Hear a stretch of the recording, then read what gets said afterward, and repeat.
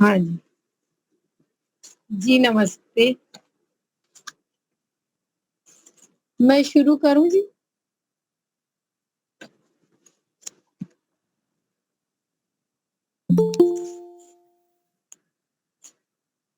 प्रभु की याद में घड़ियाँ जो जीवन की बिताएगा, जो जीवन की बिताएगा, कमाई का यही धन है, सफर में काम आएगा, सफर में काम आएगा। बिना इसके किसी धन ने कभी ना साथ जाना है। सिकंदर की दशा सबको सुना करके चेताना है।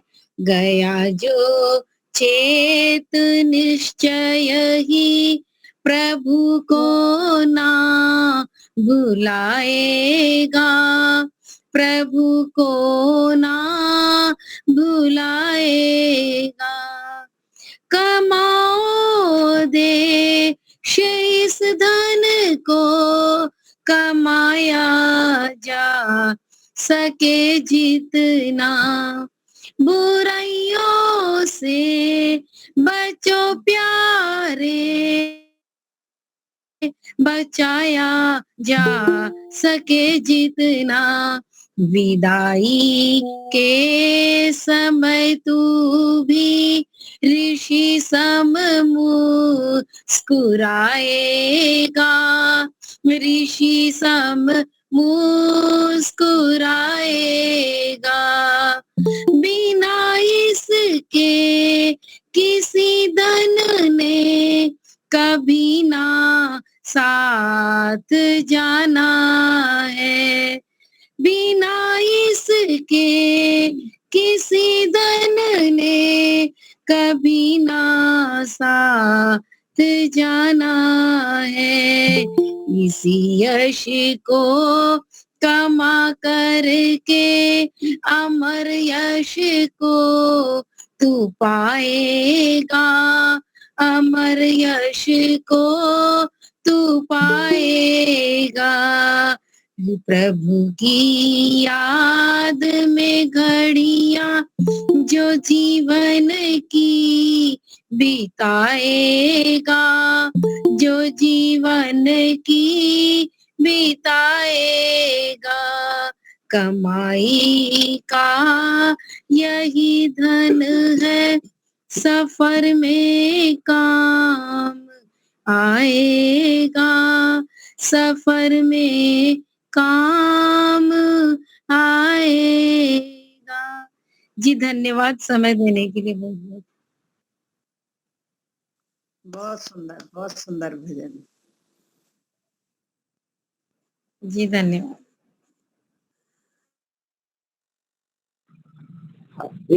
एक हाँ, हाँ, एक और लीजिए।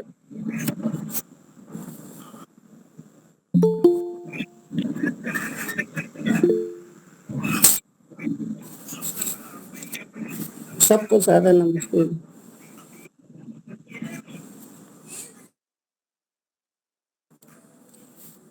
डूबतों को बचा लेने वाले, डूबतों को बचा लेने वाले, मेरी नैया है तेरे हवाले, मेरी नैया है तेरे हवाले।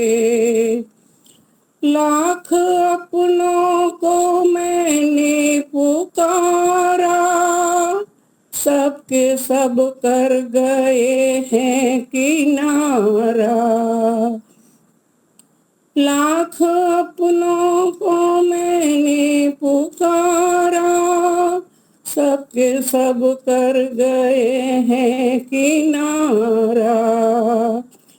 और कोई न पास आए, एक तेरा ही अब तो सहारा।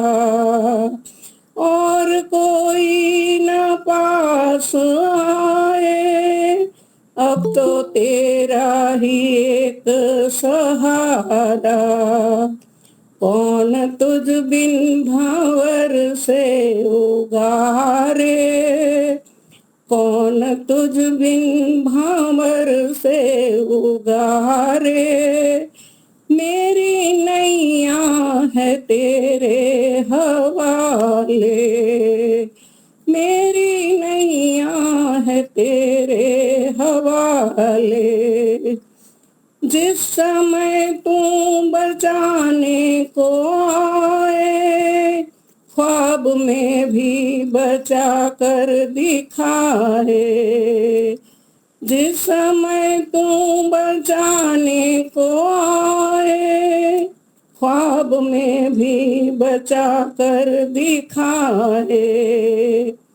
जिस पर तेरी दया दृष्टि होवे, कैसे उस पर कोई आँच आवे।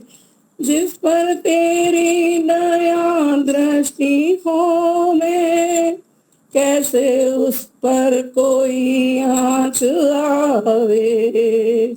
आंधियों में तू ही संभाले, मेरी नैया है तेरे हवाले।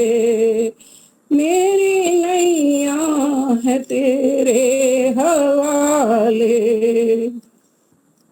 बिन तेरे चैन मिलता नहीं है, फूल आशा का खिलता नहीं है। बिन तेरे चैन मिलता नहीं है, फूल आशा का खिलता नहीं है। तेरी मर्जी बिना इस जहां में एक पत्ता भी हिलता नहीं है। तेरी मर्जी बिना इस जहां में एक पत्ता भी हिलता नहीं है। तेरे बस में अंधेरे उजाले, तेरे बस में अंधेरे उजाले। मेरी नैया है तेरे हवाले, डूबतों को बचा लेने वाले। मेरी नैया है तेरे हवाले, मेरी नैया है तेरे हवाले। समय देने के लिए बहुत बहुत धन्यवाद। जी बहुत अच्छा भजन बोला आपने। बहुत ही बढ़िया। अभी हमारे वक्ता आज आचार्य विमलेश जी आर्या, उनको मैं निमंत्रित करता हूँ कि अपना वक्तव्य प्रदान करें।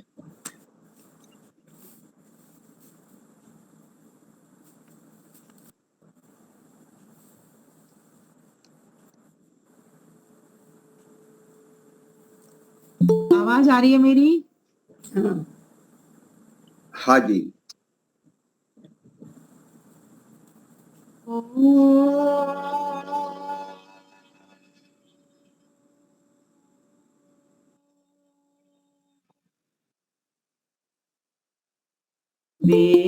वेदाहमेतं पुरुषं महान्तम् आदित्यवर्णं तमसः परस्था तमेव विदित्वा अतिमृत्युमेति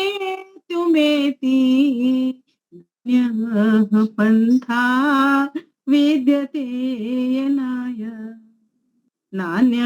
यः पन्था विद्यते यनाय। ॐ शान्ति शान्ति शान्ति ओम। सभी भद्रजनों को मेरा सादर नमस्ते। बहुत सुंदर आपका भव्य कार्यक्रम चल रहा है। अच्छे अच्छे भजन, मीठे मीठे भजन और ज्ञान के प्रेरक भजन भी अनमोल सोनी जी की तरफ से आया, भानु जोशी जी की तरफ से आया, योगेश माता जी मुझे खुद दिख रहे हैं, आदरणीय महेंद्र मुनि जी दिख रहे हैं, बहन दीपालिका जी भी दिख रही हैं। सभी बहुत सुंदर कार्यक्रम मिलजुल करके, जैसे एक गुलदस्ता होता है ना तरह तरह के फूलों का, ऐसा गुलदस्ता इस स्क्रीन के ऊपर पूरा आ रहा है, जिसमें हमारे मुखिया आदरणीय महेंद्र मुनि जी भी हैं, उनकी बात मान करके संचालन जो कर रही है हमारी दीपालिका बहन भी है, और भी नाना बंधु, और देखो हमारी सुषमा जी ग्रेटर नोएडा से जुड़ी हुई हैं, ऐसी बड़ी बहन, और जितने भी बंधु बांधव हमारे भाई बहनें जुड़े हुए हैं, माताएं जुड़ी हुई हैं, उन सभी को मैं अपना हार्दिक नमन वंदन अभिनंदन कर रही हूँ। बहुत अच्छा लगता है आपके मंच पर आकर के। वास्तव में आप तो सभी विद्वान हैं। कभी कभी मैं सोचती हूँ हम क्या सुनाने के लिए चले हैं लेकिन चलो यही सोच लेते हैं, जो आपसे लिया आप तक वो द्वारा कर देते हैं तो रिवीजन हो जाता है और हो सकता है कुछ नई बातें जो विद्वानों की हैं, शास्त्रों की हैं, वो भी हमारे पास आ जाती है। इस हेतु से हम परस्पर एक दूसरे को आदान प्रदान करते रहते हैं प्रवचनों का। तो बहुत अच्छा लगता है। आपके यहाँ पर संस्कृत की क्लास भी लगती है, अध्यात्म की क्लास भी लगती है, ऐसा भी सुनने में आ रहा है, देखने में आ रहा है। तो ये भी एक क्लास ही है छोटी सी तो आइए, जो विषय है आज का हमारा, हमारी चाह क्या, थोड़ी सी इस पर चर्चा कर लेते हैं। सबकी अपनी अपनी चाह है, दीपालिका बहन की अपनी चाह है ना, क्या खाने में बनाऊं शाम को, सुबह क्या बनाया था, योगेश माता जी की अपनी चाह है कि क्या खाना चाहेंगी वो, है ना, और अनमोल सोनी जी जो बहन दिख रही है, सीमा बहन, इनकी अपनी अलग चाह है। आदरणीय महेंद्र भाई कहेंगे मैं तो घिया की सब्जी से खाऊंगा। तो अब सबकी अपनी अपनी चाह है। मेरी कल इच्छा हो गई कि मैं घेवर खाऊंगी 2 महीने निकल गए, सावन को निकलते जा रहे हैं दिन। मैंने कहा इस बार घेवर नहीं खाया, मेरी बड़ी इच्छा उठी कि घेवर खाऊंगा आज तो। पतिदेव को फोन लगाया, पतिदेव ने उठाया, उन्होंने समझा कि मैं वैसे फोन लगाती नहीं, बड़ी इमरजेंसी में ही लगाती हूँ, पर वो चाह भी ऐसी इमरजेंसी बन जाती है, ये बताना चाह रही हूँ आपको। मैंने फोन लगाया, आज तो जी घेवर लाना, पूरा सावन का मास निकल गया, कहीं भी घेवर नहीं खाया। प्रवचन करने के लिए भी जाते हैं, वहां भी हमें बूंदी के लड्डू दिख रहे हैं। तो उन्होंने कहा कि ठीक है, जाने कैसे कहाँ से सूरज निकला, आज मेरे पास डिमांड आई है कि घेवर लेके आना जी जी घेवर आ गया। तब तक घेवर नहीं आ गया, तब तक मन में इच्छा ही लगी रही, घेवर आ रहा होगा, मेरा घेवर आ रहा होगा। ये मैं एक ऐसी बात बता रही हूँ, हम सभी व्यक्तियों के भीतर ये चाह बनी रहती है, और जब तक उस इच्छा की पूर्ति नहीं हो जाए तब तक वहीं पर दिमाग टिका रहता है। ध्यान का भी वक्त हो गया, हालांकि मुझे ये भी पता था किस तरीके से इस बात को काटूं और किस चीज को ऊपर लाऊं, पर मुझे तो घेवर जो खाना था उसके विचार हावी कर लिए थे मन के भीतर इतने अधिक कि जब तक घेवर नहीं आया तब तक घेवर ही अंदर अंदर, जैसे एक छोटे बच्चे का बाल मन होता है, बिल्कुल ठीक वैसे ही। और घेवर आ गया जी, पतिदेव ने डब्बा थमा दिया हाथ में। सबसे पहले पत्नियों की आदत होती है जी, क्या भाव मिला जी भाव पूछा, बोले 1000 रुपए किलो। कहाँ से लाए, बोले जी हल्दीराम से लेकर के आए। मैंने कितना, इतना, तो कह रहे हैं 300 ग्राम है, 300 रुपए का पहले तो मैंने माथा चुका, मैंने कहा इतनी चाह थी, पर चलो कोई नहीं, इच्छा की पूर्ति करते हैं। खाने बैठ गई जी, पतिदेव आगे हाथ मुंह धो करके, मैंने कहा खाइए, भोग ग्रहण करिए। देवता जी को कहा, उन्होंने कहा खाइए पहले देवी जी आप। तो उन्होंने थोड़ा थोड़ा उठा उठा करके खाया, थोड़ा सा ही खाया था कि मेरा मन भर गया, क्योंकि कहीं ना कहीं वो थोड़ा सा विवेक का संस्कार भी वो चल रहा है कि मैं क्या कर बैठी, कितनी इच्छा उठा बैठी। और मैं दूसरों को उपदेश करती रहती हूँ पूरे टाइम की, इस इच्छा को शांत कीजिए। अगर शांति की इच्छा है तो इच्छाओं को शांत करना सीखो। शांति की इच्छा है, कोट लिखने योग्य है, तो इच्छाओं को शांत करना सीखो। लेकिन मैं इतनी इच्छा उठा बैठी कि मेरा देखो कैसा घेवर पे मन चला, और जब तक घेवर नहीं आ गया तब तक, और फिर आ गया, उसके बाद मैं थोड़ा ही खाया है, थोड़ा खा करके रख दिया कि अब इच्छा नहीं है इसकी। देख लिया, चख लिया, खा लिया, मन में सोचा अरे इसके पीछे मैं पागल हो गई, इसके पीछे इतनी इच्छा कर बैठी, और मेरी इच्छा की पूर्ति भी हुई, ऐसी बात नहीं है। लेकिन हो सकता है आज तो खैर मन भर गया, लेकिन अगली बार फिर कल इच्छा उठ जाए, क्योंकि इस इच्छा पर तो विराम कभी किसी का आज तक लगा नहीं है। ये व्यक्ति के पास अनंत इच्छा है। किसी को कुछ बनने की इच्छा, किसी को कुछ बनने की इच्छा, किसी को कुछ करने की इच्छा, किसी को कुछ बनाने की इच्छा, किसी को कुछ लिखने की इच्छा, किसी को कुछ पढ़ने की इच्छा, तो किसी को पढ़ाने की इच्छा। इच्छा का तो कोई किसी का कोई अंत नहीं है, और इच्छा हो भी क्यों ना, परमेश्वर ने ये इच्छा हमारे लिए डाली है, तभी तो हम इच्छा के काम कर सकते हैं। नहीं तो व्यक्ति काम ही ना करे अगर इच्छा ना डाले। इसलिए काम आना भी जरूरी था, ये कामनाएं उठनी भी जरूरी थी। तो मन के भीतर हमारी चाह क्या है? चाह हमारी यही है जो मैंने प्रेजेंट की है। हम सभी को यही भोग चाहिए, रस के भोग चाहिए, रूप के भोग चाहिए, शब्द के भोग चाहिए, रस के, रंग के, गंध के, स्पर्श के, शब्द के, सारे भोग चाहिए हमको।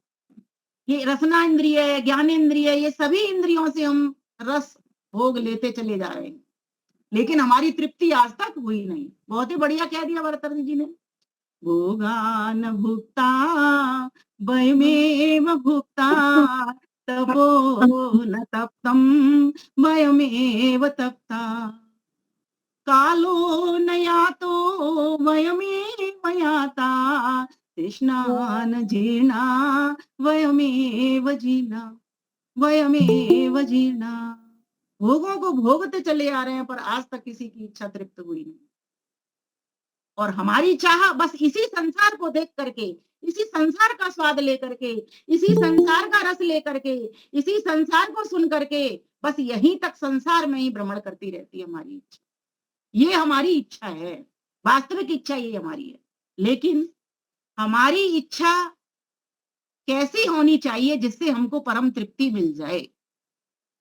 आप सभी से अगर मैं पूछूंगी तो क्या उत्तर होगा? हमारी इच्छा क्या हो? बोलिए दीपालिका बहन, आप ही बोल दो पहले, हमारी इच्छा क्या हो?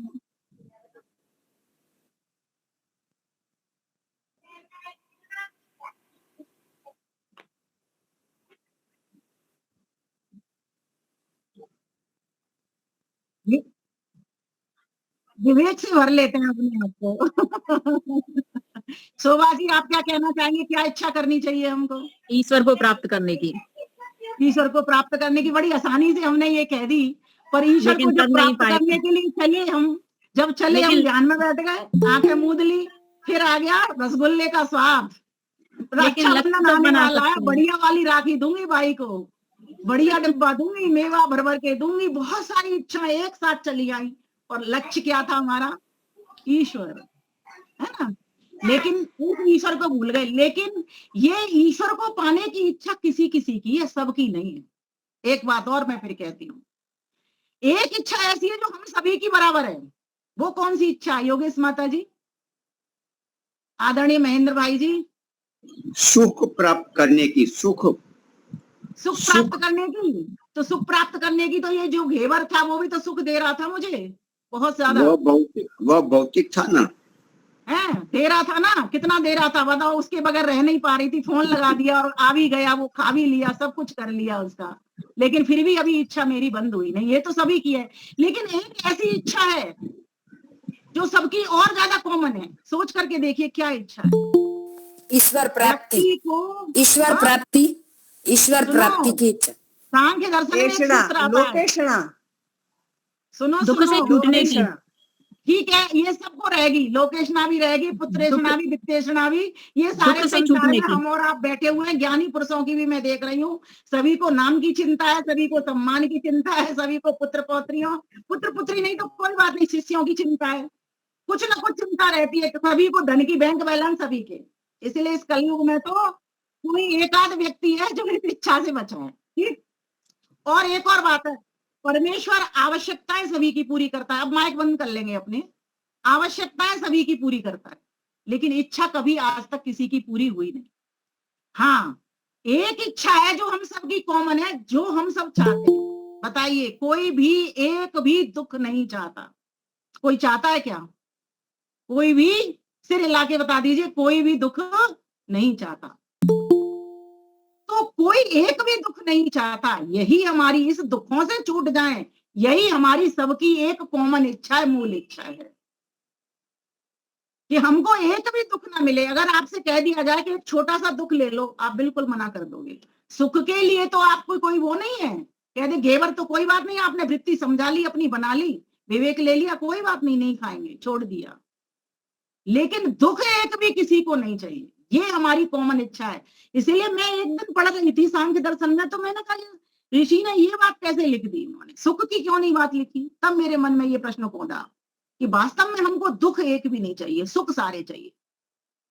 तो कहा कि अगर आप चाहते हो कि दुख एक भी नहीं चाहिए तो इसके लिए क्या करिए, तो कहा इसके लिए पुरुषार्थ करिए। तो मैंने अपने इस प्रवचन को आज के को 3 भागों में बांट दिया। पहला भाग मैं आपके समक्ष रखती हूं। हम सभी अगर चाहते हैं कि हमारी इच्छा हमें, हमारी जो सबकी इच्छा है, कॉमन इच्छा है, मूल इच्छा है, वहां तक पहुंचाए, तो उसके लिए हमको क्या करना पड़ेगा। सर्वप्रथम हम सभी को निर्भय होकर रहना सीखना होगा। हम सभी निर्भय होना सीखें, हमारी इच्छा पूर्ति होगी। आज हम निर्भय क्यों नहीं हो रहे? हम निर्भय इसलिए नहीं हो रहे कि हमारा सभी से सबसे मोह लगा हुआ है, सब में आसक्ति बनी हुई है, इसीलिए सबका डर लगा रहता है, भयभीत होते रहते हैं। कोई वस्तु हमसे छिन तो नहीं जाएगी, कोई वस्तु हमसे छूट तो नहीं जाएगी, कोई हमारी वस्तु को चुरा तो नहीं ले जाएगा, कोई हमारी वस्तु को लूट करके तो नहीं ले जाएगा। क्या मेरे जो जितने भी सदस्य हैं, क्या हम अलग हो जाएंगे? ऐसे करके आप अपने भीतर, मन के भीतर प्रश्न उठाइए, बहुत सारे प्रश्न उठेंगे। तो जो छिन जाना है, वियोग हो जाना है, ये क्या है? इसी से व्यक्ति को भय लगता रहता है। कोई वस्तु मेरी वियोग ना हो जाए मुझसे, ना कोई वस्तु छूटे, ना मेरा घर मकान दुकान स्थान छूटे, और ना कोई मेरा परिवार का सदस्य मुझसे छूटे, या मेरा कोई मित्र संबंधी मुझसे छूटे। अगर व्यक्ति को ये होश आ जाता है कि ये सब तो छूटने वाली चीजें हैं, जो बनी है वे छूटेंगी ही छूटेंगी, जो वस्तु बनती है वो बिगड़ती भी है, उसका एक दिन नाश होता ही होता है। जब व्यक्ति को ये बात समझ में आ जाती है तो वो भयभीत नहीं होता, निर्भय होकर के जीता। लेकिन हम और आप अभी किसी का कोई न तो मोह छूट रहा, न धन से छूटता। अभी देख लो, रक्षाबंधन आने वाला है, ये लगेगा कौन सी बढ़िया से बढ़िया साड़ी पहन के मैं जाऊं, लगेगा ना शोभा जी? कौन से बढ़िया सामान लेके जाऊं, यूनिक हो, जो मेरा ही सबसे बढ़िया लगे। ये इच्छा है कि नहीं हमको? मैं जो स्पीच दे रही हूँ वो मेरी ही सबसे अच्छी हो, ये भी इच्छा है कि नहीं विद्वानों की? ये भी इच्छा है, किसी की नहीं छूट रही है। क्यों? क्योंकि अभी हम अविद्या में जी रहे हैं, हमने सारी वस्तुओं को अपनी मान रखा है।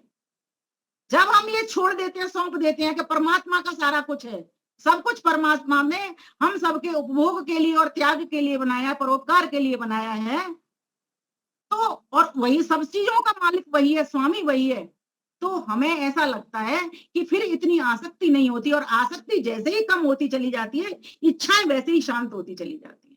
बहुत महत्वपूर्ण बिंदु है, ये नोट कर सकते हैं आप। तो हम सबसे पहले क्या करें? मंत्र आता है, वेद मंत्र कहता है क्या? अभयम मित्राद भयम, मित्राद भयम ज्ञाताद भयम परोक्षात, अभयम नक्तम अभयम दिवाना सर्वा आशा ममत्रम भवन। सभी दिशाओं के साथ में, सभी स्थान के साथ में, सभी व्यक्तियों के साथ में मित्रता का बर्ताव करते हैं, अभय हो जाएंगे। अब आप यह कहोगे कि जड़ वस्तुओं के संग मित्रता कैसे बरतें? बहुत बढ़िया बात है। नदियों के साथ क्यों नहीं मित्रता कर सकते? हम कर सकते हैं, उसमें गंदगी नहीं फेंकेंगे, मित्र बन गए हमारे।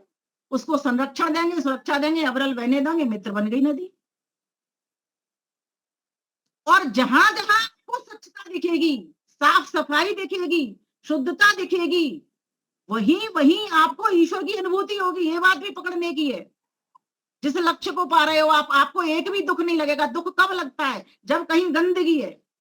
नदी में आप नहाने के लिए चल दिए और आपको गंदी नदी दिखी, आपका मन कैसा होगा जी? सुखी होगा, दुखी होगा? आपका मन दुखी हो जाएगा। अगर आपको कोई दुख नहीं चाहिए, एक भी दुख नहीं चाहिए, ना स्थान का चाहिए, ना वस्तु का चाहिए, ना व्यक्ति का चाहिए, तो बस इतना सा समझने का प्रयास हम शुरू कर दें कि ये जो सारा संसार बनाया है ईश्वर ने, हम सबके लिए बनाया है, हम सबके सुख के लिए बनाया है। इसीलिए हम कोई भी एक भी दुख नहीं चाहते हैं, सभी दुखों को छोड़ना चाहते हैं। और सभी दुखों से निवृत्ति करने के लिए का क्या कह दिया कि अत्यंत पुरुषार्थ, अर्थात अत्यंत पुरुषार्थ करें। अब पुरुषार्थ क्या है, इसको थोड़ा सा समझ लेंगे।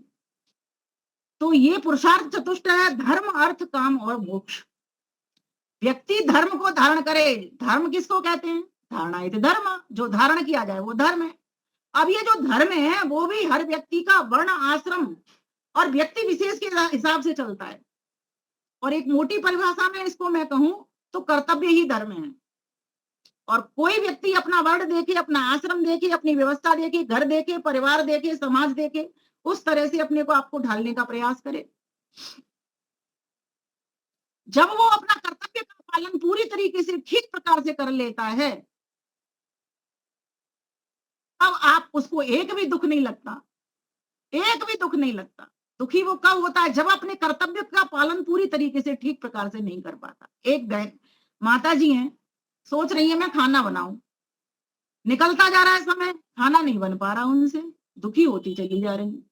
सब्जी घर में आई नहीं है, खाने वाले आए नहीं है, कैसे मैं खाना बनाऊं, क्या करूं, क्या खाना खाएंगे, मेरी समझ में नहीं आ रहा, बहुत दुखी हो रही है।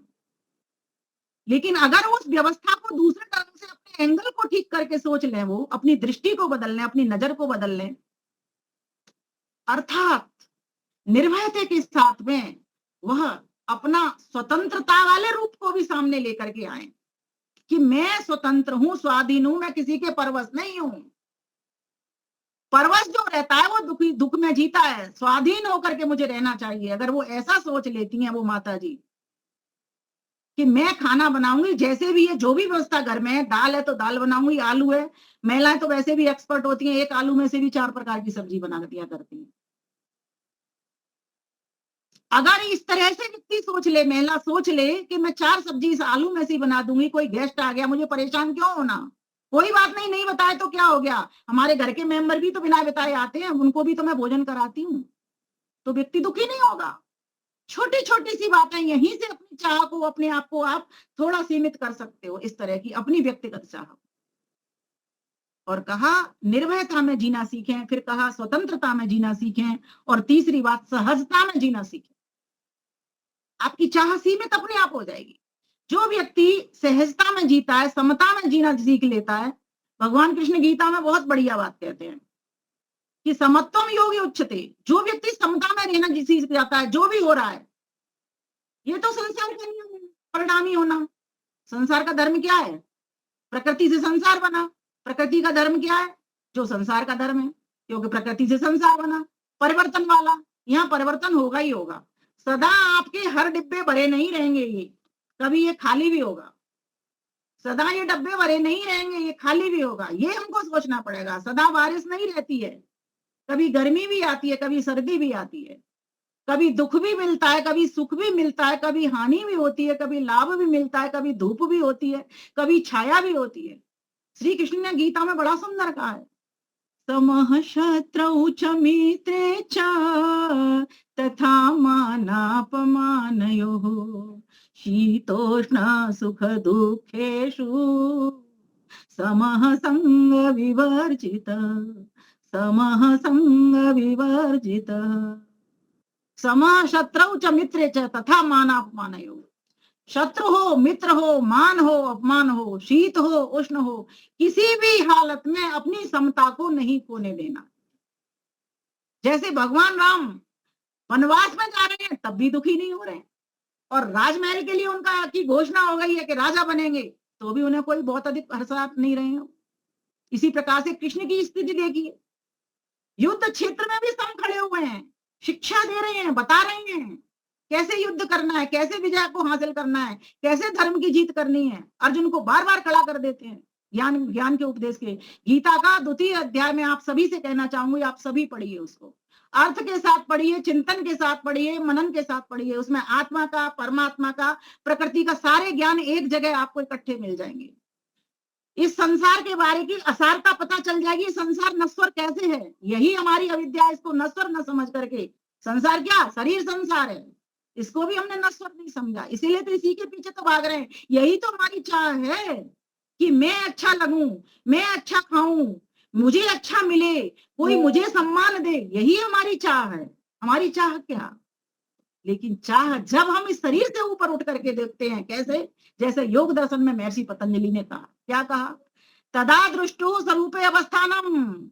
लेकिन ये स्थिति आती बहुत देर में, आती तभी है जब आपको ये समझ आ चुकी है ये जो संसार है जाने वाला है और मैं जीवात्मा कहीं जाता नहीं, मीन्स इस शरीर में से कहीं नहीं निकलता, अर्थात मेरा कभी नाश नहीं होता, मैं कभी मरता नहीं, न जलता हूं, न छिलता हूं, न कटता हूं, न सड़ता हूं। श्लोक भी तो आता है इसका, कौन सा आता है? नैनम छिन्दन्ति शस्त्राणि नैनं छिन्दन्ति शास्त्राणि नैनं दहति पावक न चैनं क्लेदयन्त्यापो न शोषयति मारुत न शोषयति न मारुत। अर्थात इसको ना कोई जला सकता, ना गीला कर सकता, ना सुखा सकता इस आत्मा को, ना ये कटती है, सूरज में चली जाए, चांद में चली जाए, ना छिलती है, ना इसमें कोई विकार पैदा होता, ना इसमें कोई परिवर्तन होता। एक वृद्ध व्यक्ति की भी आत्मा उतनी बड़ी है जितनी युवा की है, जितनी एक बालक की है। बहुत महत्वपूर्ण बात है ये समझने योग्य। तो ये आत्मा का जो धर्म है इसको समझें हम, संसार का जो धर्म है इसको समझें, और जिस लक्ष्य को पाने के लिए मानुष चोला हमें मिला है इस नर्तन के साफल्यता को भी समझें, ये नर्तन का चोला हमको क्यों मिला हुआ है। तो कहा कि अगर व्यक्ति को अपनी चाह को सीमित करनी है तो सर्वप्रथम निर्भय होकर जीना सीखे, दूसरा स्वाधीनता में जीना सीखे, तीसरा समता में जीना सीखे, और चौथी बात मैं क्या करती हूँ, मित्रता में भी जीना सीखे। जब व्यक्ति उसमें वेद में एक मंत्र आता है यजुर्वेद के 40वें अध्याय में, मुनि जी, यस्मिन् सर्वाणि भूतानि आत्ममेवा भूत बीजानितः तत्र कोशोह तत्र कोशोकः कः मोहः एकत्वम् अनुपश्यत। जब व्यक्ति सारे संसार के भीतर ये देख लेता है कि सभी के भीतर एक ही ईश्वर का वास है और हम सबकी आत्माएं भी एक सी हैं, किसके लिए तो शोक करना और किसके लिए मोह करना, तो वो बैरागी हो जाता। मीन्स ऐसा बैरागी का मतलब लोगों ने इतना गलत ले लिया है, कहते हैं जी वो साधु बन जाता है। साधु नहीं बनता, व्यक्ति को जीवन जीना आ जाता है। कृष्ण बैरागी हैं, इसलिए वो जीवन में हंसते हंसते जी रहे हैं। बैरागी का मतलब होता है कि मोह से च्युत होना, अर्थात मोह उसके भीतर एक भी नहीं रहना, राग द्वेष से बिल्कुल अलग हो जाना। और हम राग द्वेष से क्यों होते हैं?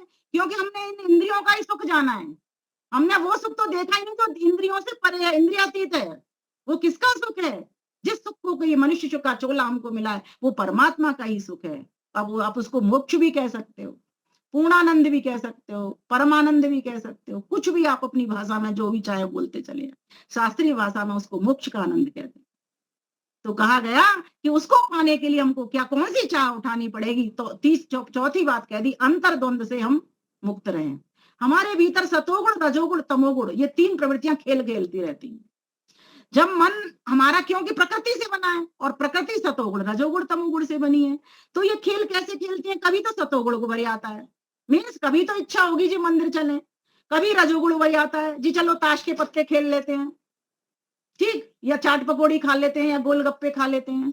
और फिर कभी मन चला आता है कि नहीं जी छोड़ो सारा, ये तो हम सब करते ही रहते हैं, मंदिर भी जाते हैं, चाट पकौड़ी भी खाते हैं, ये सब कुछ करते ही रहते हैं, पिक्चर भी देखते हैं, लेकिन आज तो चलते हैं कहीं ऐसी जगह पर चले जाते हैं जिसका कि मैं नाम नहीं लेना चाह रही हूँ। इतने गलत कर्मों पे उतर जाता है व्यक्ति, व्यभिचार करता है, वेश्यावृत्ति करता है, अधर्माचार करता है, दुराचार करता है, इतने गलत कामों पर। क्यों? उसकी तमोगुण की वृत्ति। तो इन तीनों में खेल चलता रहता है।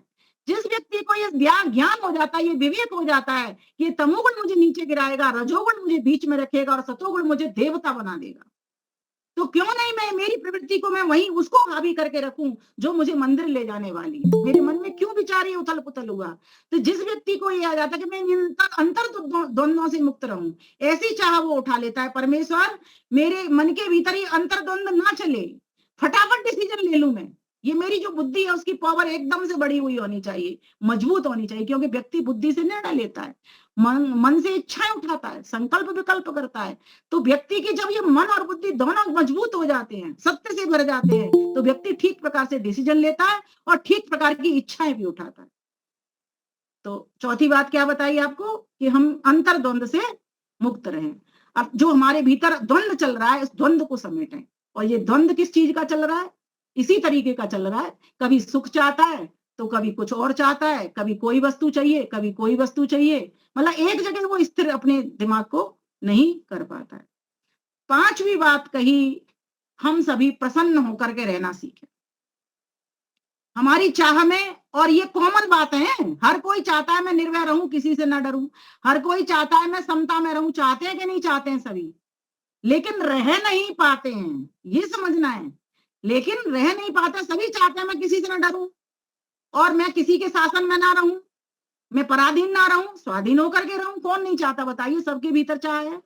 सभी निर्भय होकर रहना चाहते हैं, सभी स्वाधीन होकर के रहना चाहते हैं, सभी स्वतंत्र होकर के जीना चाहते हैं, कोई परतंत्र रह करके जीना नहीं चाहता। इवन घर की भी बात कर दूं, मैं महिलाओं की भी बात कर दूं, तो वो भी सास और बहू दोनों की दोनों ही एक दूसरे के बस में नहीं रहना चाहती हैं, जबकि कर्तव्य उनके क्या कहते हैं ये आप सभी को पता है। कभी परिवार का विषय होगा तब बोलूंगी उस बात को। तो अब आगे बात करते हैं कि प्रसन्न रहना सीखें। जब व्यक्ति प्रसन्न रहना सीख लेता है हर स्थिति में, तो अब चाह कहाँ गई उसकी, चाह तो बची नहीं। भाई अगर बच्चे ने कूड़ा फैला दिया या कोई बर्तन तोड़ दिया काम वाली ने, तो आप उस वक्त खुश हो, कोई बात नहीं मुझसे भी तो टूट जाता है, आपने मन को कह लिया ना। और वास्तव में ऐसा होता है। दूसरे को हम डांटते हैं, क्या हम अपने को डांटते हैं? हम अपने आप को कभी नहीं डांटते।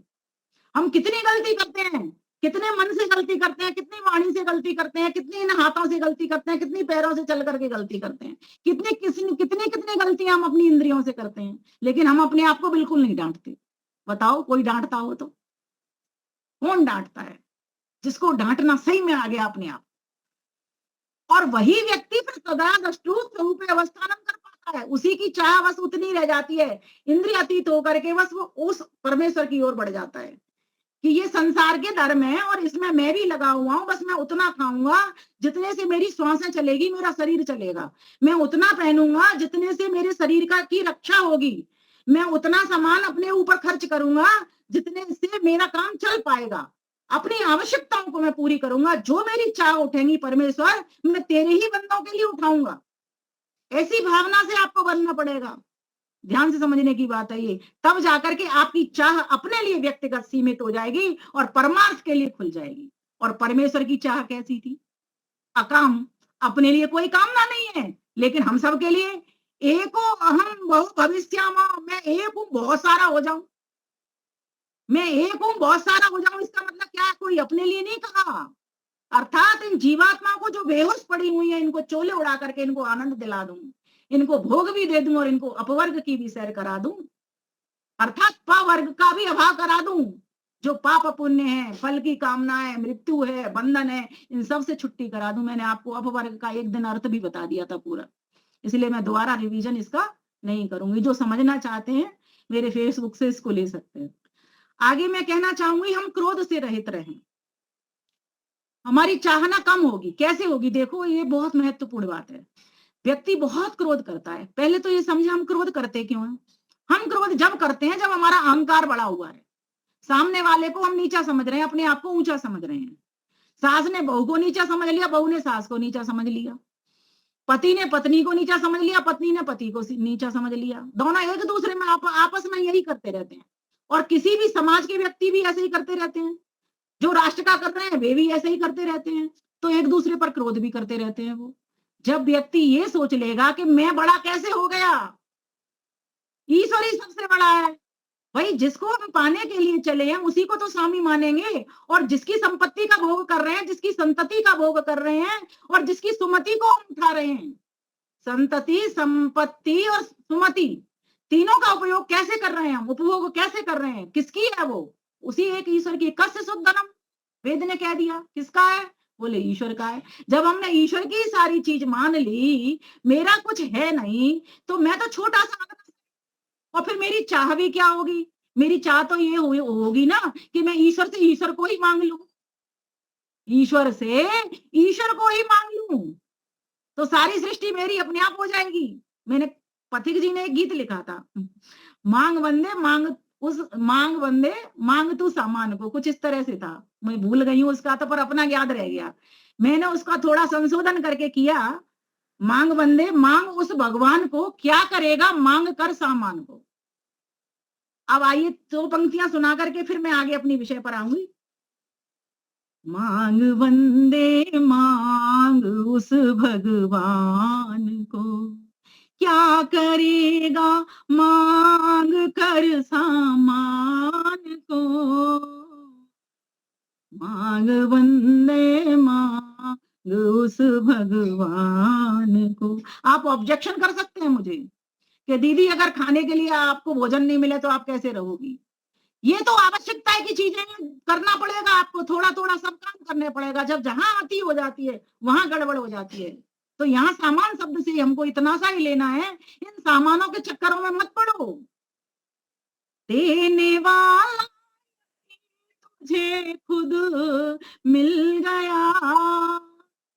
आदरणीय महेंद्र भाई जी, अगर हम आप सबको मिल गए तो हम चिंता नहीं की है, अपने आप संभालेंगे। इनका मंच है, हम तो भैया इन्होंने आदेश किया है, हम तो अपना बोलेंगे और वो बोलेंगे जिससे सारी जनता का हित हो। फिर कोई भूल होती है तो ये अपने आप संभालेंगे। जिसकी जो वस्तु है वो अपने आप देख रहा है, हमको किस बात की चिंता है। बस हमको सुरक्षा का की जिम्मा सौंपा हुआ है, हम तो उसको सुरक्षित करने का प्रयास करें जितना जितना कर सकते हैं। देने वाला तुझे खुद मिल गया, समझ ले ईश्वर ये सारा मिल गया।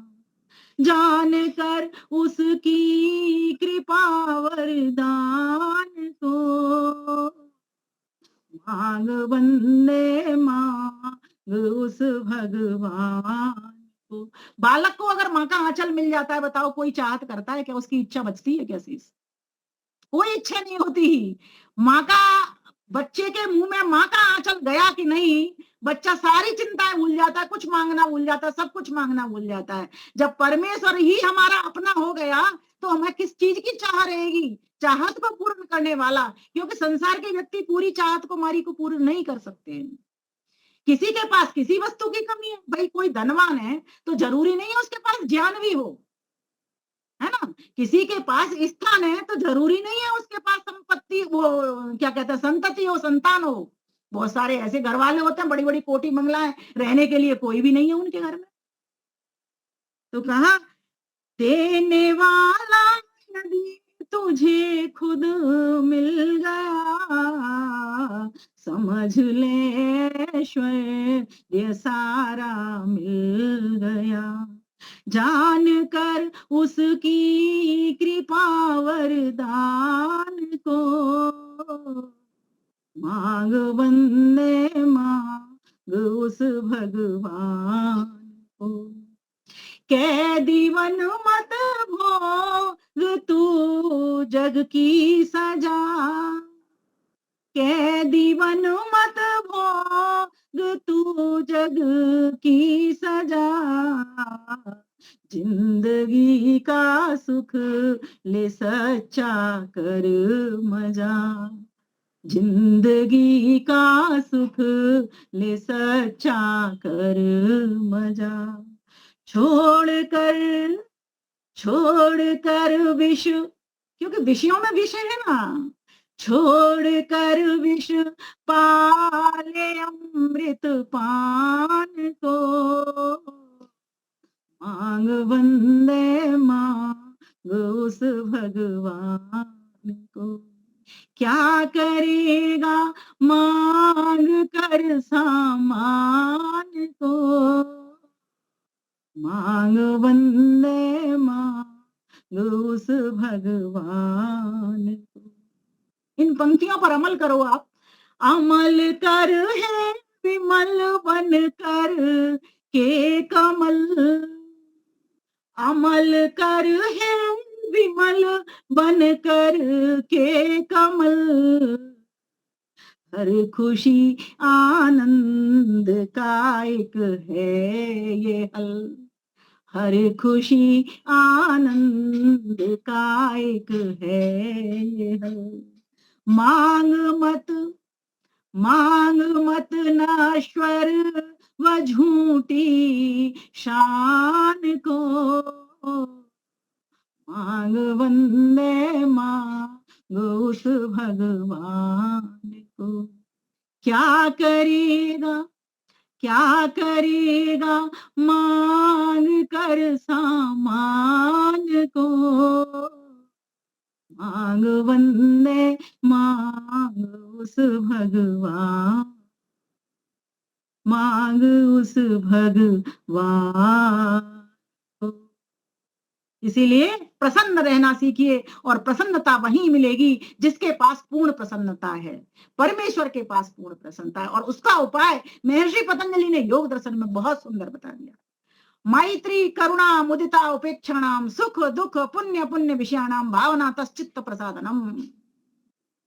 कि सुखियों से मित्रता करो, उसे जलो मत। किसी के घर को, कोठी को, बंगले को देख करके, सुंदर स्त्री को देख करके उसे जलो मत कि उसके पास इतना वैभव है, इतनी धन है, इतनी संपत्ति है, इतनी संतति और इतना ज्ञानी है, ध्यानी है, उसे जलो मत। उससे मित्रता कर लो जिससे उसके जो अच्छाइयां है वो आपके भीतर आना प्रारंभ हो जाए। गर्व से कहो मेरा घर तो बीकानेर वाले के पास है, मेरा घर तो इस्कॉन टेम्पल के पास है, मेरा घर तो आर्य समाज मंदिर के पास है। किस लिए क्यों जलना? मेरा घर तो उस धन्ना सेठ के घर के पास है। जब व्यक्ति की ऐसी सोच बन जाती है तो वो व्यक्ति एकत्व में देख रहा होता है, प्रसन्नता में जी रहा होता है। अब उसे दुख लग ही नहीं रहा। दुख तो तब लगता है जब वो अपने आप का आकलन है जो वो कम कर लेता है कि मेरे पास धन नहीं, मेरे पास बुद्धि नहीं, मेरे पास मकान नहीं, मेरे पास गाड़ी नहीं, मेरे पास मोटर नहीं, मेरे पास ये नहीं, वो नहीं, रूप नहीं, सौंदर्य नहीं, मेरे पास कुछ भी नहीं।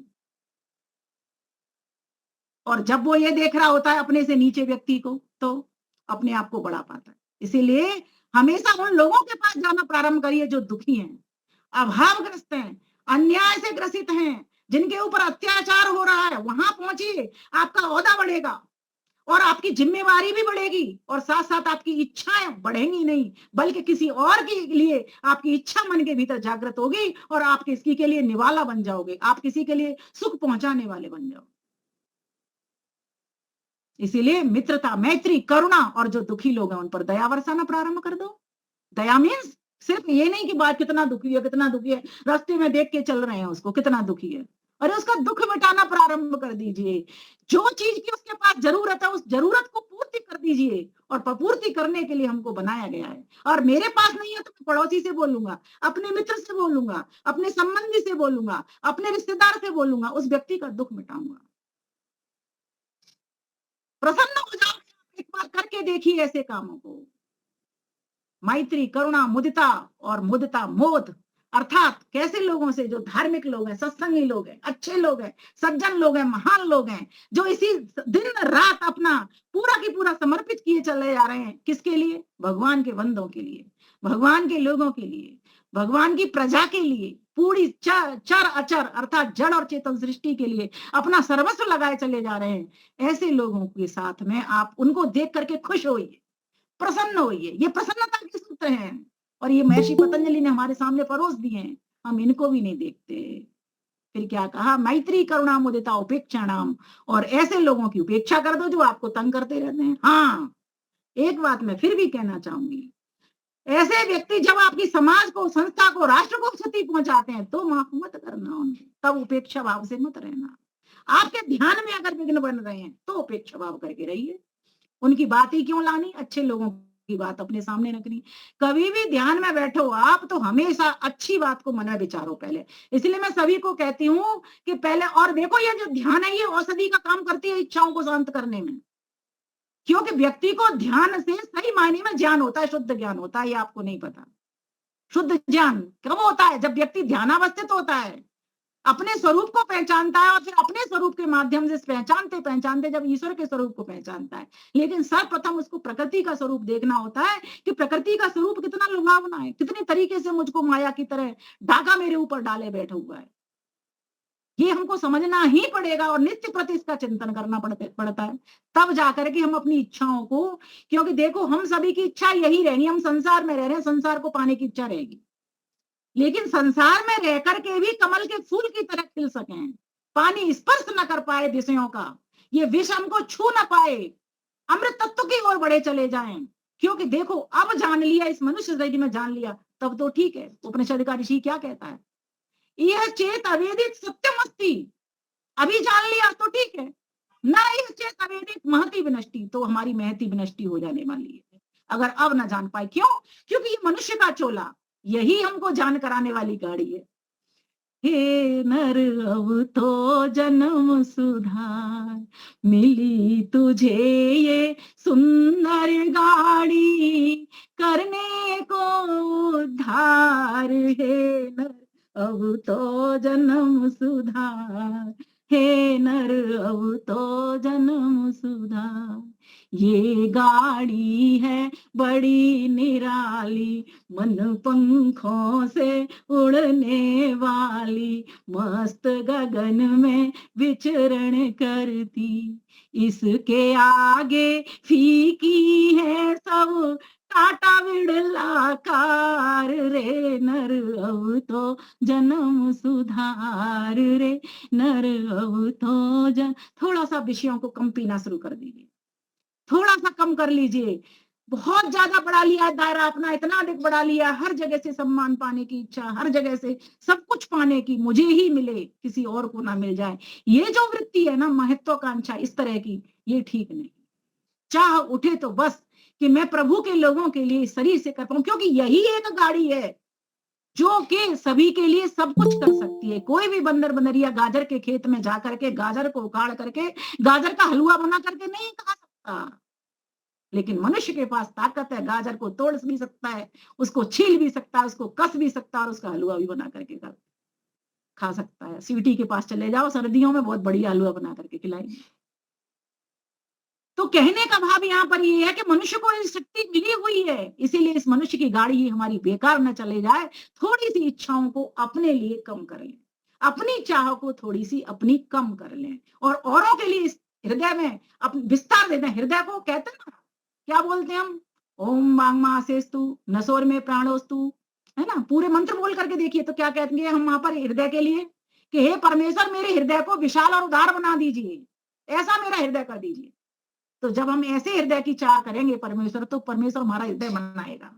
सभी के लिए हम दाता बने, दानी बने, यदंग दास से, और हम जैसे ही दानी बनते हैं, देवत्व को धारण करते हैं, वैसे ही परमेश्वर हमारे ऊपर खूब लुटाना प्रारंभ कर देता है, खूब बरसाना, फिर खुले हाथ से हम उलीचना, देह में ददामिते, फिर हम खूब आदान प्रदान करते हैं।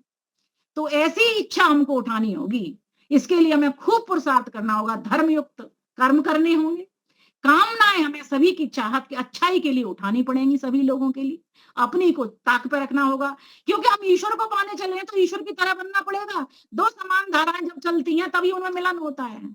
जहां विषम धाराएं हो जाती हैं वो ऐसे ऐसे हो जाती हैं, पलट जाती हैं। जल में पत्थर डाल दीजिए कभी नहीं मिलेगा, जल मिला दीजिए, चाहे खारा हो चाहे मीठा हो, मिल जाएगा उसमें। इसीलिए ईश्वर को पाने चलिए तो ईश्वर के गुण कर्म स्वभाव हमको अपने जीवन में लाने पड़ेंगे। वो जब इच्छा नहीं कर रहा अपने लिए, तो हम अपनी इच्छा करने का हमको भी हक नहीं होना चाहिए, क्योंकि हम चेतन हैं, हमारा धर्म समान मिलता है, हम दोनों निराकार हैं। बस इतनी सी तो बात है, हमारे पास आनंद नहीं, और आनंद के लिए हम ईश्वर को पाना चाहते हैं। बस ये इच्छा हमारी हो, और यह एक कोमल इच्छा कि एक भी दुख हमको न सताए, धर्म अर्थ काम और मोक्ष की गति करते हम चले जाए, धर्मयुक्त अर्थ कमाएं, धर्मयुक्त उद्देश्य रखें, उस उद्देश्य को उत्तम कामनाओं में धारण करें, और उन उत्तम कामनाओं से हम मोक्ष की ओर सीढ़ी चढ़ें, अर्थात परमानंद को प्राप्त करें। जब तक हमारा ध्येय इस तरीके का चाह का, इसीलिए इस चाह को समझना जरूरी था, और मेरी इच्छा यही थी कि आज मैं चाह को आपके समक्ष रखूं कि हमारी चाह क्या रहती है। हमारी चाह हर वक्त इसी संसार की रहती है, इसी खाने में, पीने में, मजा करने में, दौड़ने में, भागने में, और सिर्फ इसीलिए इसी परिवार तक सीमित होकर के। अगर ये कर्म, देखो कोई काम बुरा नहीं है संसार का, यही कर्म अगर परिवार से थोड़ा ऊपर उठ जाता है, मैं मानती हूँ एक गृहस्थी का धर्म है अपने परिवार में रहना, लेकिन परिवार से गृहस्थी बहुत सारे वानप्रस्थियों को भी तो भोजन कराता है, वस्त्र देता है, दान देता है, धन देता है, सन्यासियों को भी तो देता है, ब्रह्मचारियों को भी तो पढ़ाता है। तो अपने तक सीमित नहीं हुआ ना, अपने परिवार तक। अगर वो नहीं कर रहा, सिर्फ अपने परिवार के लिए ही कर रहा है, अपने पुत्र पौत्रादिकों के लिए ही इच्छा बढ़ाए चला जा रहा है, और इतनी इच्छाएं कर दी है कि वो इच्छाओं की कभी पूर्ति नहीं हो रही, और इन इच्छाओं की पूर्ति नहीं होने से इतनी हिंसा घर के भीतर हो रही है, परिवार के भीतर हो रही है, इतना लड़ाई झगड़ा हो रहा है कि दुख ही दुख बढ़ता चला जा रहा है। और हम आए किस लिए थे? अत्यंत निवृत्ति, अत्यंत छुटकारे के लिए हम इस संसार में इस मनुष्य के चोले को धारण करके आए थे। किन्हीं पुण्य कर्मों के द्वारा तो ये हमको अब चोला मिल गया, लेकिन आगे मिलने वाला नहीं है। इसलिए अपने लिए चाह कम करें, आवश्यकताएं पूर्ति करें, और वो पूर्ति हर किसी की होती है। मैं सभी को कहती हूँ, एक पक्षी भी अपना पेट भरना जानता है, एक पक्षी भी अपने आप की सुरक्षा करना जानता है। रात को सो जाए पक्षी, कभी डाल पे से गिरेगा नहीं। कौन देता है उसको बुद्धि? इतनी बुद्धि उसके पास भी है। आहार निद्रा भय मैथुन ये चार कर्म सारे पशु पक्षी जीव जंतु मनुष्य कर रहा है। और मनुष्य ने ही अगर इसी बात में ही अपनी चाह को बढ़ा दिया कि मैं आहार करता रहूंगा, मैं नींद जगह शयन जागरण करता रहूंगा, मैं भयभीत होता रहूंगा और मैं ये बच्चे ही पैदा करता रहूंगा, अर्थात मैं अपने बच्चों का ही पालन पोषण करता रहूंगा, बस यही तक सीमित रहा, संकुचित। लोग तो समझ रहे मेरी इच्छा बहुत बढ़ गई, मेरे बहुत सारा सामान मेरे घर के भीतर आ गया, मैं बहुत बड़ा अमीर बन गया, धन्ना सेठ बन गया, लेकिन कब तक है वो, कितने दिन तक है? मेरे 20 है मकान 4 कारें, लोग मुझे मिल मालिक पुकारे, 4 बेटे है सुखारी, 8 ठेके सरकारी, 4 कुत्ते 4 बिल्ली और शिकारी है, बड़े भाग्य से मनुष्य देह मिली है, खाखा योनियों की मार जीव हुआ है लाचार, खाखा योनियों की मार जीव हुआ है लाचार, काहे झेलता फिरे तू ये झिल्ली है, बड़े भाग से मनुष्य देह मिली है। इसीलिए आवश्यकता है हम अपनी चाह को समझें, सीमित करें और अपने हृदय को विशाल करें, औरों के लिए अपनी चाह का दरवाजा खोल दें। तो मेरा ऐसा मानना है कि हम, क्योंकि व्यक्ति की कभी चाह अपने लिए भी पूर्ति नहीं होती, लेकिन अगर औरों के लिए अगर हम चाह उठाएंगे, संकल्प करेंगे अच्छे अच्छे, कहीं गुरुकुलों में दान देने की बात करेंगे, गुरुकुलों के उत्थान की बात करेंगे, कहीं विद्यालयों के उत्थान की बात करेंगे, कहीं औषधालयों के उत्थान की बात करेंगे, कहीं आर्य समाज भवनों की बात करेंगे, कहीं भावनाओं को निर्माण करने की बात करेंगे, तो मेरा ऐसा मानना है ईश्वर हमारा सहायक सिद्ध होता है, सहयोगी बनता है। तो हम स्वयं के सहयोगी बने, समाज के सहयोगी बने, राष्ट्र के सहयोगी बने। इसलिए मैं 5 बातें कह करके अपनी वाणी को विराम कहूंगी, जो हमेशा कहती हूँ। हम सभी उपयोगी बने, सहयोगी बने, उद्योगी बने, निरोगी बने और योगी बने। तो हम, ऐसा मेरा मानना है कि हम अपनी चाह को ठीक जगह पर लगा रहे हैं, हमारी दशा ठीक हो रही है और दशा ठीक होकर के हमारी दिशा भी फिर ठीक चल रही है। इन्हीं शब्दों के साथ आप सभी का धन्यवाद करते हुए और नमन करती हूँ। बहुत ही श्रद्धापूर्वक, धैर्यपूर्वक श्रवण करने के लिए बहुत बहुत धन्यवाद। नमस्ते जी। बहुत सुंदर, बहुत सुंदर, बहुत ही सुंदर आपका वक्तव्य रहता ही है हमेशा, और स्वरचित काव्य भी आप बड़ी अच्छी तरह से प्रस्तुत करते हैं, आनंद आता है, छू जाता है हृदय को। और आपके प्रवचन लिखे भी रहा भी नहीं जाता, तो संक्षिप्त में मैं सार रूप में मैं प्रस्तुत करूंगा कल तक। धन्यवाद। आप सभी आते रहिए। रविवार के सिवा प्रतिदिन सोम से शनि 4 से 5 यहाँ ऑनलाइन कक्षाएं होती है सीखने के लिए। जैसे बात हुई, संस्कृत भी सीखने के लिए हमारे ग्रुप में से सिखाते हैं, तो आप आते रहिए और औरों को भी प्रेरित करते रहिए। खूब खूब धन्यवाद। शांति पाठ। ओम जो शांतिरंतरिक्षं शांति, पृथ्वी शांतिराप शांतिरोषधयः शांति, वनस्पतयः शांतिर्विश्वे देवा शांतिर्ब्रह्म शांति, सर्वं शांति शांतिरेव शांति सामा शांतिरेव।